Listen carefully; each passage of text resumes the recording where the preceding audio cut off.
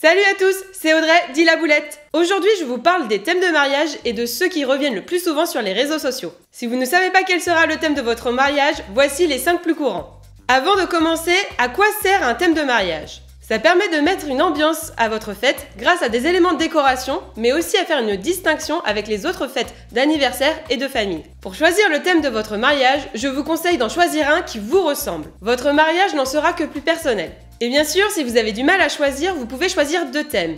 Mais attention, pas plus, il faut que tout reste harmonieux. Le premier thème le plus courant en ce moment, c'est le thème champêtre. J'ai l'impression que tous les mariages en ce moment prennent ce thème-là. Les principaux éléments de ce thème ont plutôt un côté nature. Par exemple, avec beaucoup de verdure, avec du lierre et des fleurs de champ. Et d'un autre côté, il y a d'autres éléments qui peuvent avoir un côté plutôt brut, avec du bois, du tissu par exemple, ou de la toile de jute. Et les couleurs des fleurs utilisées sont plutôt douces avec beaucoup de blanc. Et pour la touche de couleur, pensez aux couleurs pastel. Et pour réchauffer cette ambiance, on utilise souvent de la lumière chaude, donc avec des bougies ou des guirlandes lumineuses. J'avoue que c'est un thème qui me plaît particulièrement. Pour notre mariage, on a utilisé à peu près ce thème pour la moitié de nos éléments décoratifs. Et comme vous aurez pu le deviner, on a fait le choix de combiner 2 thèmes pour la décoration de notre mariage. Donc le deuxième thème de notre mariage était le thème voyage. J'ai été très surprise lors de l'organisation de notre mariage de voir que ce thème était très courant. On croyait être très originaux en le choisissant. Et pour être honnête, c'était quand même le thème principal de notre mariage. On a même utilisé ce thème pour les faire part en envoyant des passeports et des cartes d'embarquement à tous nos invités. Et pour la décoration de la salle, on avait bien sûr les panneaux de direction qu'on voit tout le temps sur Pinterest,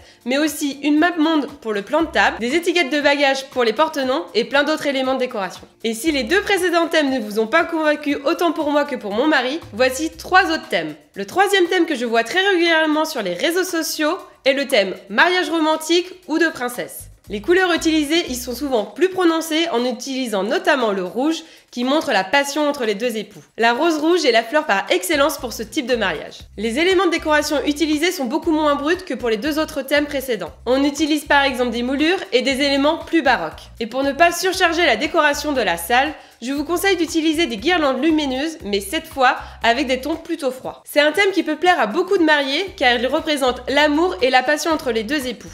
Avec mon mari, on trouvait ça très joli, mais je vous avoue qu'on a eu un petit peu peur de se lancer dans ce thème-là, car il peut vite devenir très kitsch. Le 4e thème qui est très commun pour les mariages, c'est le thème du cinéma. C'est aussi un thème qui peut être très glamour grâce au tapis rouge. Les couleurs principales utilisées pour ce type de mariage est le noir avec les clapes de cinéma et les bobines, et le rouge pour les tapis. Je pense qu'en choisissant ce thème de mariage, il faut être très créatif, car il y a plein d'éléments de décoration à mettre en place pour que votre salle de mariage ressemble à un vrai cinéma. À moins que votre salle de mariage soit déjà un cinéma. Même si les couleurs peuvent vous sembler un peu limitées, il y a plein de possibilités en choisissant ce thème. Vous pouvez donner un côté authentique et vintage à ce thème en utilisant le cinéma des années 30. Je vois sur les réseaux sociaux que pas mal de mariés ont choisi ce thème en donnant un vrai côté Gatsby. Et si vous adorez le cinéma mais que le côté glamour ne vous correspond pas, vous pouvez vous orienter vers votre film préféré, comme les Marvel, Star Wars ou encore les westerns.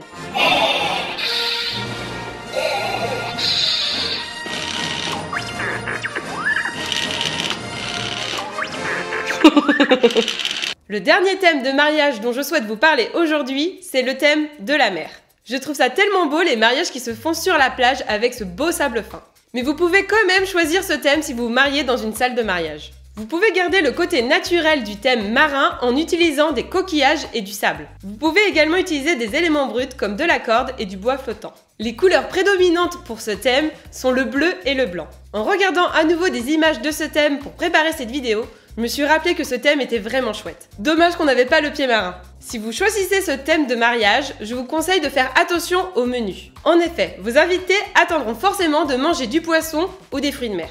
Comme vous avez pu le voir, chaque thème a ses particularités et une fois lancé, on a tendance à vouloir mettre de la déco un peu partout. Vous risquez d'être atteint du syndrome de Pinterest. Pour éviter la surabondance de décoration et éviter la faute de goût, je vous conseille de vous focaliser sur quelques éléments de décoration. Et pensez à regarder tous vos éléments tous ensemble pour vérifier que cela est harmonieux. J'ai couvert aujourd'hui les 5 thèmes de mariage les plus courants, mais bien sûr, il en existe plein d'autres. J'espère que cette vidéo vous aura permis d'avoir plein d'idées pour votre thème et votre décoration de mariage. N'hésitez pas à me dire en commentaire quel est votre thème préféré. Si cette vidéo vous a plu, cliquez sur le pouce bleu et n'oubliez pas de vous abonner à ma chaîne et à cliquer sur la petite cloche pour ne rien rater de mes prochaines vidéos. À bientôt!